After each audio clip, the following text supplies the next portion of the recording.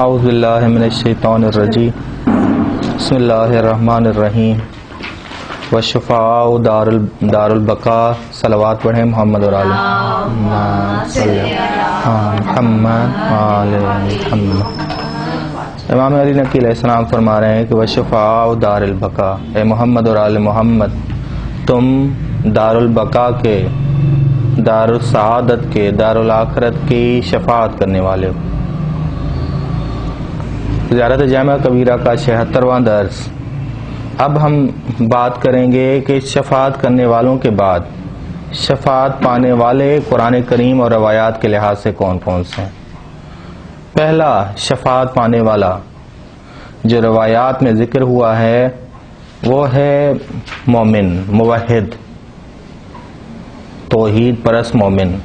امام جعفر صادق علیہ السلام فرماتے ہیں فَإِنَّ اللَّهَ تَبَارَكَ وَتَعَالَى لَا يَدْخُلُ النَّارَ مُؤْمِنًا، بے شک خداوند عالم کبھی بھی جہنم میں داخل نہیں کرے گا مومن کو جو توحید خدا کی رعایت کرتا ہے، ایمان حقیقی لے آتا ہے۔ وَقَدْ وَعَدَهُ الْجَنَّةَ، کیونکہ خداوند عالم نے اس سے جنت کا وعدہ کیا ہے۔ وَلَا يَخْرُجُ مِنَ النَّارِ كَافِرًا، اور خداوند عالم ہرگز کافر کو جہنم کی آگ سے نہیں نکالے گا۔ وَقَدْ أَوْدَهُ النَّارِ، کیونکہ خداوند عالم نے اس سے جہنم کی آگ کا وعدہ کیا ہے۔ کتاب خصال جلد نمبر 2 صفحہ نمبر 603۔ بس پہلا شفاعت پانے والا محمد اور آل محمد سے، وہ ہے خداوند عالم سے، وہ ہے موحد مومن۔ دوسرا اخلاص کے ساتھ لا الہ الا اللہ کہنے والا، وہ بھی شفاعت پائے گا اور جنت میں جائے گا۔ امام جعفر صادق علیہ السلام فرماتے ہیں من قال لا الہ الا اللہ مخلصا، جس نے بھی لا الہ الا اللہ کہا خالص ہوتے ہوئے، خلوص کے ساتھ۔ خلوص یعنی کیا؟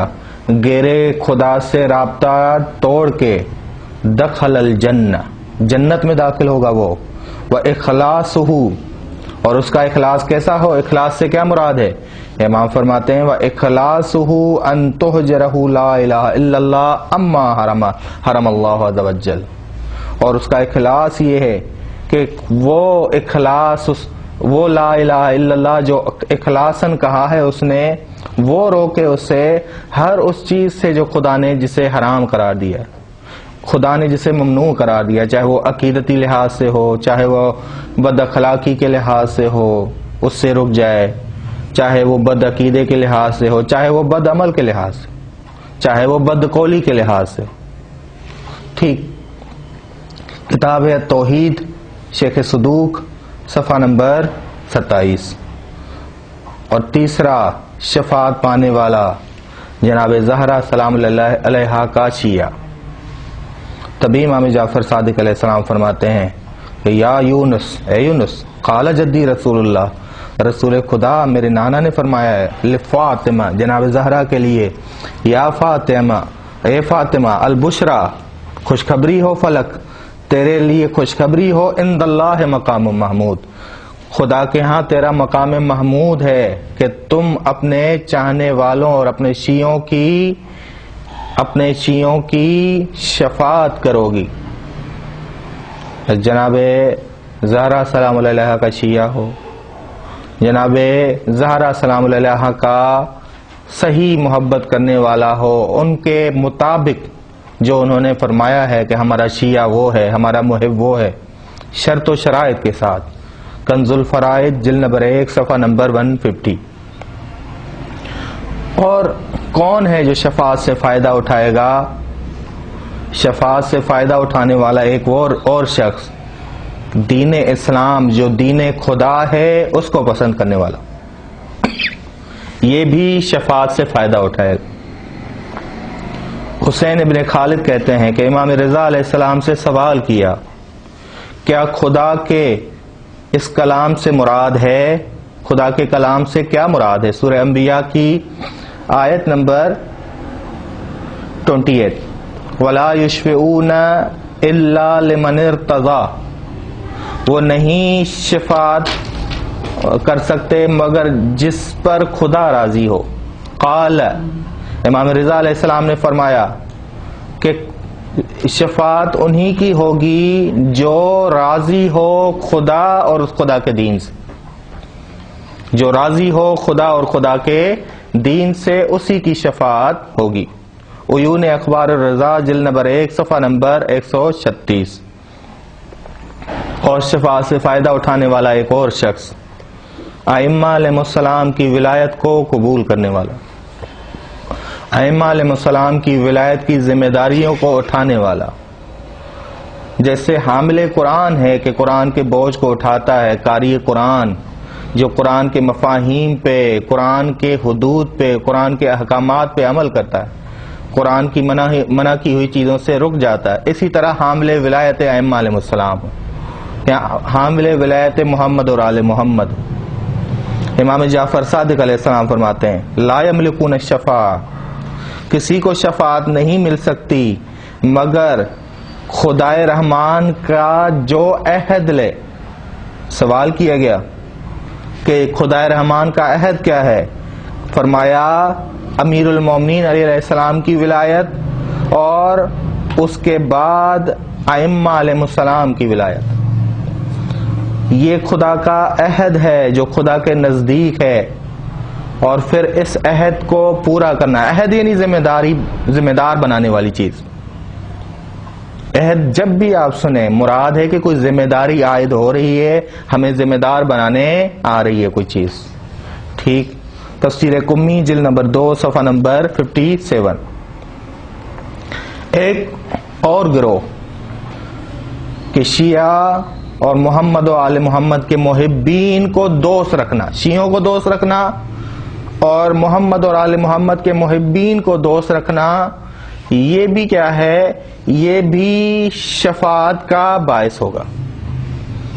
رسول خدا صلی اللہ علیہ وآلہ وسلم فرماتے ہیں احبو موالینا، ہمارے دوستوں سے کو دوست رکھو، ما حبکم لآلنا، ہماری آل کی محبت کے ساتھ. وذالک ان احدا لا يدخل الجنہ، کوئی بھی جنت میں داخل نہیں ہو سکتا من سائر امت محمد، رسول خدا کی پوری امت میں، مگر جو آئے اور ذمہ داری کے ساتھ علی علیہ السلام کی ولایت کو قبول کرے. فَإِنْ أَرَدْتُمُ الْجَوَازَ، اور اگر تم اس ولایت کی ذمہ داریوں کو صحیح نبھا کے ادا کر دیا، علی الصراط السالمین، تو تم بن جاؤ گے سالمین کے راستے پر. وَدُخُولِ الجنان، اور جنتوں میں داخل ہو جاؤ گے، غانمین، جو نعمتوں سے بھری ہوئی ہیں، جو نعمتوں. فَأَحِبُّوا بَعْدَ حُبِّ مُحَمَّدٍ وَآلِهِ مَوَالِی، اس کے بعد محبت کرو محمد اور آل محمد کے بعد موالی ان کے محبوں سے. ثم ان اردتم، پھر تم چاہتے ہو کہ تم تعظیم کرو محمد و علی کی، عند اللہ منازل بکم، اور تمہاری تعظیم ہو، تمہاری منزل اور مقام ہو رسول خدا اور علیہ السلام کے پاس. فَأَحِبُّوا شِیعَۃَ محمد وآل محمد، بس تم دوست رکھو محمد اور علی کے شیعوں سے. وَجُدُّوا فِی قضاء حوائج المؤمنین، بہت گہری قید لگائیے اور کوشش کرو مومنین کی حاجتوں کو پورا کرنے میں. مومنین ہم شروع میں کہہ کے آئے ہیں، مومن کون؟ جو مومن موحد ہو. فَإِنَّ اللَّهَ تَعَالَى، بے شک خداوند عالم، اذا ادخلکم، جب تمہیں داخل کرے گا، معاشر شیعتنا، ہمارے شیعوں کے ساتھ، محبوں کے ساتھ، جنتوں میں، اس وقت منادی ندا دے گا ان جنتوں میں تم سب کو، یا عبادی، اے میرے بندو، قد دخلتم الجنت برحمتی، تم سب جنت میں داخل ہوئے ہو میری رحمت کے ساتھ، اور تمہیں اجر ملے گا تمہاری محبت کے، جو تمہاری محبت کی مقدار ہے اس کے اعتبار سے، جتنی تم نے محبت کی محمد اور آل محمد سے، جتنی تم نے ذمہ داریاں نبھائی محمد اور آل محمد سے، جتنا ایمان میں آگے بڑھے تم لوگ اس اعتبار سے تمہیں جزا ملے گی. وقضائے حقوق کے، اور تم نے جتنے حقوق پورے کیے، چاہے وہ خدا کے ہوں، امام کے ہوں، لوگوں کے ہوں، جتنے تم نے حقوق پورے کیے دوسروں کے، اس اعتبار سے تمہیں جزا ملے گی. وقضائے حقوق اخوانکم المؤمنین، اور جس طرح تم نے مومنین بھائیوں کے حقوق پورے کیے اتنی تمہیں جزا ملے گی. فَأَيُّهُمْ كَانَ أَشَدُّ لِلشِّيَّ حُبًّا، اور جتنی زیادہ محبت ہوگی ولایت محمد اور آل محمد سے، خدا سے، شیعہ کی اور حقوق مومنین کے حقوق ادا کرنے کی، اتنا قوی ترین درجہ ہوگا اس مومن کا، اس کا اتنا اعلیٰ ترین درجہ ہوگا. امام نے فرمایا ہے، رسول خدا نے فرمایا ہے، الجنان الاعلی، اعلیٰ جنتوں میں اس کا حصہ ہوگا. کتاب ہے تفسیر امام حسن عسکری، صفحہ نمبر 441. بس جو ذمہ دار ہیں، جو حقوق کو پامال نہیں کرتے، جو اطاعت میں ہیں محمد اور آل محمد، ان سے رابطے میں رہنا چاہیے، ان کی حاجتوں کو پورا کرنا چاہیے، ان سے تعلق رکھا جائے تاکہ ہم بھی درجہ پائیں جنت میں اور محمد اور آل محمد ہماری شفاعت کریں. ٹھیک، یہ ایک گروہ تھا. اب شفاعت نہ پانے والے افراد، یہ تو تھے شفاعت سے فائدہ اٹھانے والے افراد جو ہم نے پڑھے. اب شفاعت سے فائدہ نہ اٹھانے والے لوگ، پہلا ایمان نہ لانا رسول خدا کی شفاعت پر. جو بھی رسول خدا کی شفاعت پہ ایمان نہیں لائے گا، رسول خدا اس کی شفاعت نہیں کرے گا، چاہے وہ اس کی امت سے ہی کیوں نہ. رسول خدا صلی اللہ علیہ وسلم فرماتے ہیں، من لم یؤمن بشفاعتی، جو بھی میری شفاعت پہ ایمان نہ لائے، فلا انالہ اللہ شفاعتی، میری شفاعت اس کو شامل حال نہیں ہوگی. یعنی رسول خدا صلی اللہ علیہ وسلم کی شفاعت کبھی بھی اسے نہیں مل سکتی جو رسول خدا کی شفاعت پہ ایمان نہ لا رہا ہو. ثم قال علیہ السلام ان شفاعتی لأہل القبائر، پھر رسول خدا صلی اللہ علیہ وسلم نے کہا کہ میری شفاعت ان کے لیے ہوگی جو گناہ کو انجام دے پھر توبہ کرے، اسے میری شفاعت ملے گی. عیون اخبار الرضا جلد نمبر 1 صفحہ نمبر 136. یا امام علی علیہ السلام فرماتے ہیں، من کذب بشفاعت رسول اللہ، جو بھی رسول خدا کی شفاعت کو جھٹلائے، لم تنلہ شفاعت اسے نہیں حاصل ہو سکتی، شفاعت اسے نہیں مل سکتی. کتاب عیون اخبار الرضا جلد نمبر 2 صفحہ نمبر 66. دوسرے لوگ، دوسرا گروہ جو شفاعت سے فائدہ نہیں اٹھائے گا،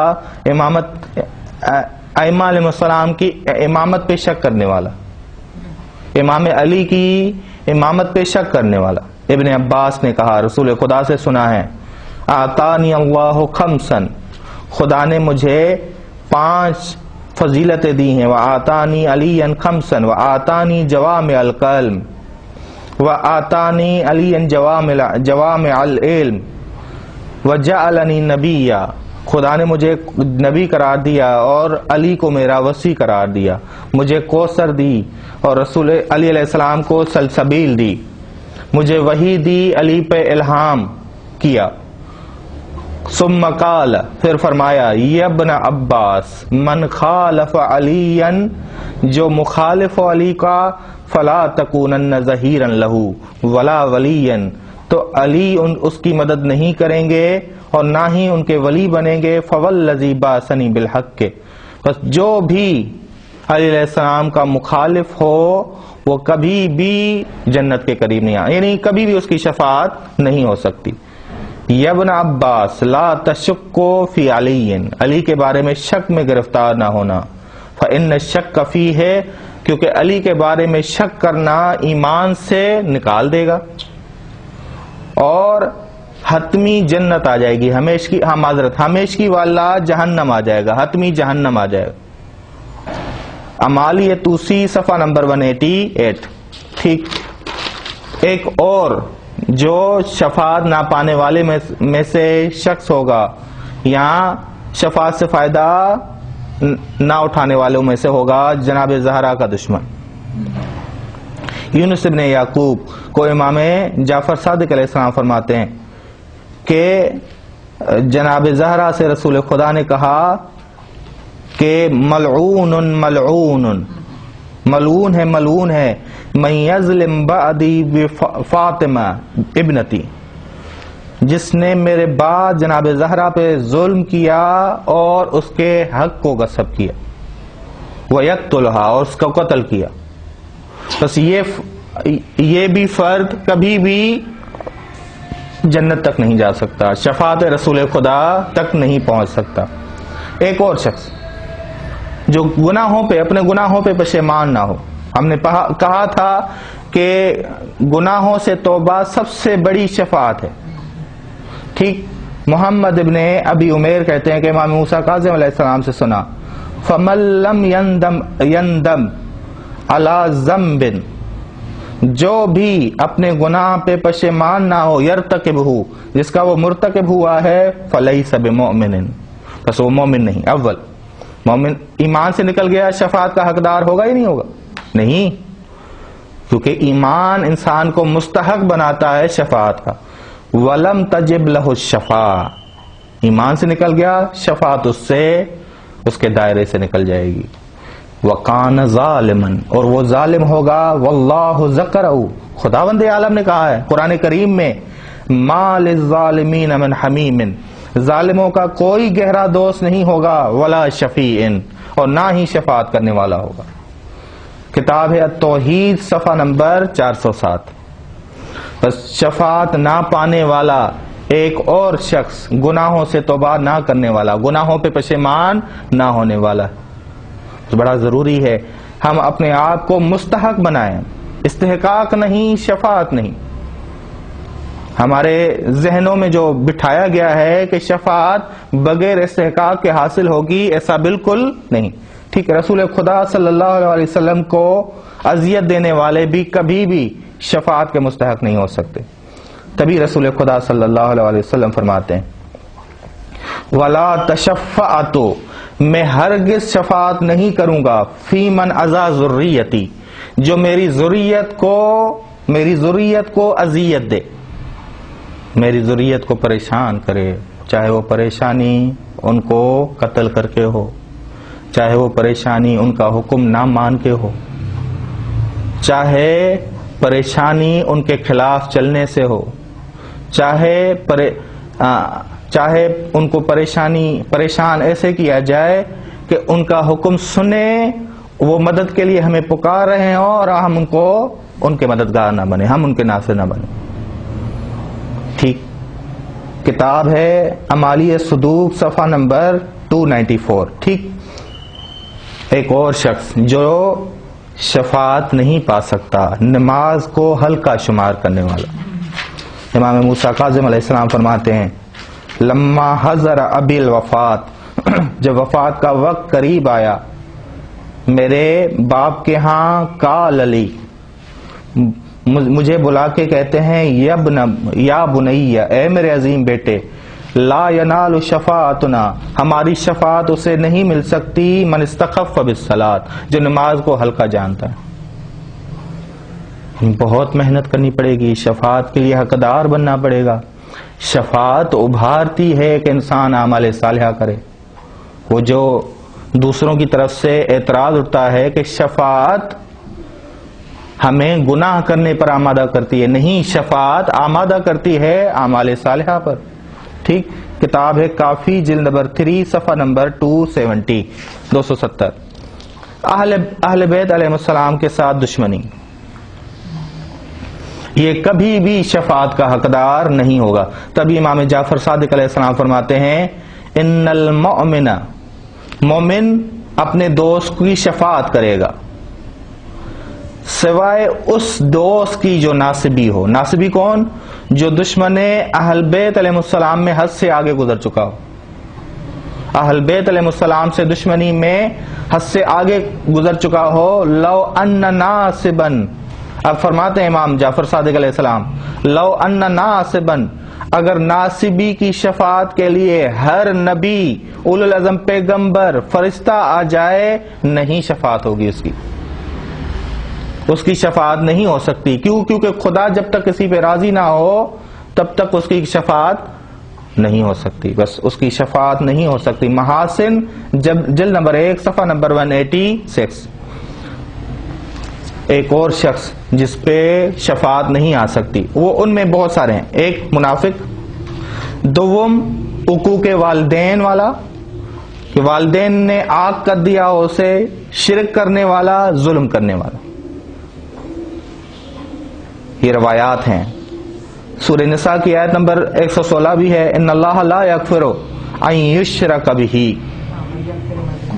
ویغفر ما دون ذلک لمن یشاء ومن یشرک باللہ فقد ضل ضلالا بعیدا. ہاں جی، ان الشرک لظلم عظیم. تبھی جابر بن عبداللہ انصاری فرماتے ہیں کہ رسول خدا نے فرمایا، ہمیشہ مغفرت اور شفاعت اس بندے کے لیے نازل ہوگی جو حجابات میں نہ ہو، پردوں میں نہ ہو. رسول خدا سے سوال کیا گیا حجابات کیا ہیں؟ قال، فرماتے ہیں حجاب شرک ہے، منافقت ہے، ظلم ہے. یہ حجابات ہیں جو مانے بنتے ہیں شفاعت کے، مغفرت کے، شفاعت کے. بہت محنت کرنے کی ضرورت، اپنے آپ کو بہت ٹھیک کرنے کی ضرورت ہے. بس انسان سہون بھی غلطی انجام دیتا ہے. جو ہم نے عمدن غلطیاں انجام دی ہیں، جو سہون غلطیاں انجام دی، ان سے توبہ کرنا ضروری، توبہ کرنا ضروری ہے. کتاب ہے کشف الاسرار، جلد نمبر 2 صفحہ نمبر 536. اب جی دوسرے لوگ شفاعت پر جو شبہات اور اعتراضات کرتے ہیں وہ کیا ہیں، ان کے جوابات کیا ہیں؟ پہلا اعتراض، شفاعت خدا کی عدالت کے ساتھ ناسازگار ہے. خدا کی عدالت کو دیکھیں تو شفاعت اس کے بالکل الٹ ہے. پہلا اعتراض یہ کرتے ہیں. جواب یہ ہے کہ شفاعت کے سبب، وہ پہلا اعتراض سن لیں، شفاعت کے سبب عذاب کو ہٹانا ہے جو عدالت ہے، اور شفاعت کی صورت میں ظلم ہو جائے گا.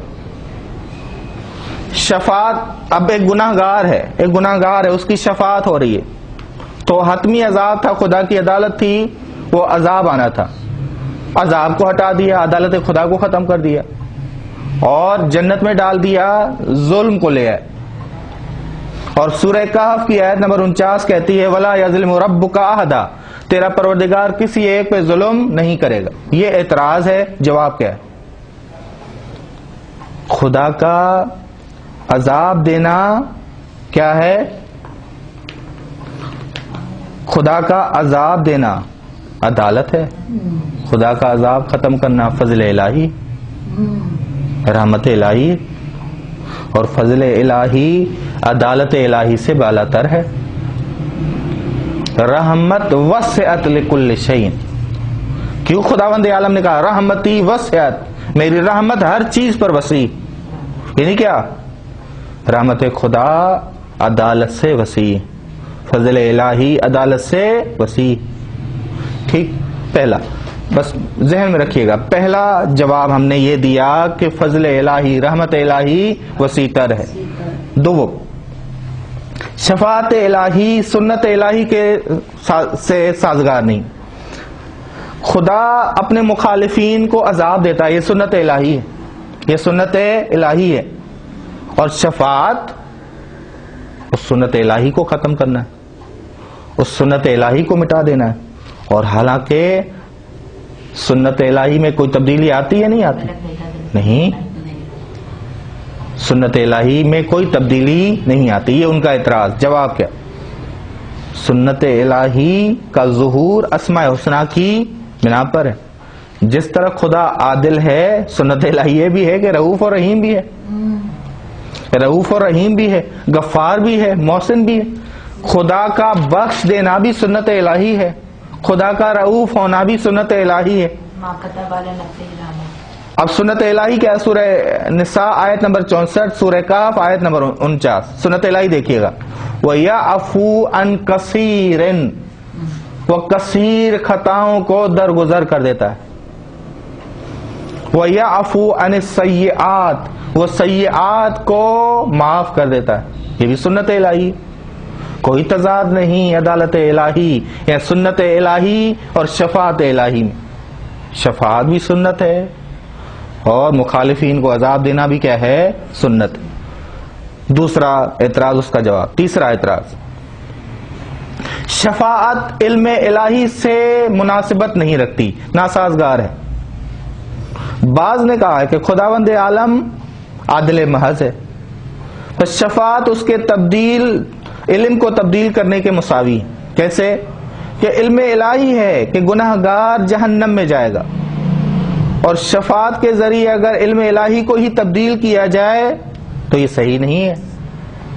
اس کا جواب یہ ہے، شفاعت خدا علم میں تبدیلی نہیں، بلکہ شفاعت خدا خدا کے احسان اور فضل کی درخواست ہے۔ شفاعت خدا میں ہم یہ نہیں کہہ رہے کہ خدا کا علم بدل جائے، کیونکہ خدا سے اوپر کوئی ہے ہی نہیں کہ خدا کا علم بدل دے، بلکہ ہم درخواست کرتے ہیں کہ خداوند عالم ہمارے گناہ اگرچہ بڑے ہیں، زیادہ ہیں، لیکن تیری رحمت بہت زیادہ وسیع ہے۔ بس یہ تیسرا اعتراض بھی کوئی مناسب نہیں، شفاعت الہی بھی علم الہی۔ بس تیسرا، چوتھا جو بڑا مہم ہے، کہتے ہیں کہ شفاعت نافرمانی، گناہ کرنے کی تشویق دلاتی ہے، شوق دلاتی ہے۔ شفاعت کی وجہ سے، آپ کی شفاعت کی وجہ سے، موضوع شفاعت کی وجہ سے لوگوں میں ہمت آتی ہے کہ ہم گناہ کریں، پھر ائمہ علیہ السلام ہمیں بخشوا دیں۔ شفاعت کی وجہ سے انسان کے اندر گناہ کرنے کی ہمت پیدا ہوتی ہے۔ ہم نے جب آج ہی ہم نے پڑھا، شفاعت کیا گناہ کرنے پہ آمادہ کرتی ہے یا عمل صالح؟ عمل صالح۔ ہاں کسی نے صحیح موضوع کو واضح نہیں کیا، وہ الگ بات، ٹھیک۔ اس کا جواب یہ ہے کہ شفاعت مستحق کے لیے، شفاعت مستحق کے لیے ہے۔ شفاعت ہمیں سکھاتی ہے کہ انسان مایوس نہ ہو، خدا کی رحمت سے توبہ کر کے اعمال صالحہ کو بجا لائے۔ یہ شفاعت ہمیں آمادہ کرتی۔ اگر شفاعت نہ ہوتی، توبہ کی قبولیت نہ ہوتی، تو کبھی بھی انسان پلٹ کے آ سکتا تھا؟ ہور جیسا شخص پلٹ کے آ سکتا تھا؟ کبھی نہیں۔ ابو شہسا جیسا شخص جو یزیدی لشکر میں تھا، آخر میں پلٹ آیا اور 100 تیر مارے، 5 کے علاوہ باقی سارے دشمن کو لگے۔ بس شفاعت مستحق بناتی ہے، شفاعت اعمال صالحہ کے لیے ابھارتی ہے، شفاعت آمادہ کرتی ہے کہ زہیر جیسے لوگ جو حسین علیہ السلام کے مخالف تھے، وہ امام حسین کے ساتھ آ جائیں۔ یہ شفاعت ہے۔ اس شفاعت مستحق بنانے کے لیے، شفاعت غیر مستحق کے لیے ہے ہی نہیں، یہ غیر مستحق کا منصب ہی نہیں، غیر مستحق سے بہت دور ہے۔ بس شفاعت سے ہمیں کیا حاصل کرنا چاہیے؟ عمل صالح۔ بس محمد اور آل محمد کی شفاعت کہ ہمارے شفیع بنیں گے، دنیا میں بھی اور آخرت میں بھی۔ بس بڑا ضروری ہے کہ ہم اعمال صالحہ انجام دیں اور ان کا وسیلہ دے کے خداوند عالم سے توبہ کریں اور ان کے آوان اور انصار میں سے قرار پائیں، تاکہ ان کی شفاعت ملے اور دنیا میں اور آخرت میں ہم ان کے ساتھ ہوں۔ صلی اللہ علی محمد اہل بیتہ الطیبین الطاہرین۔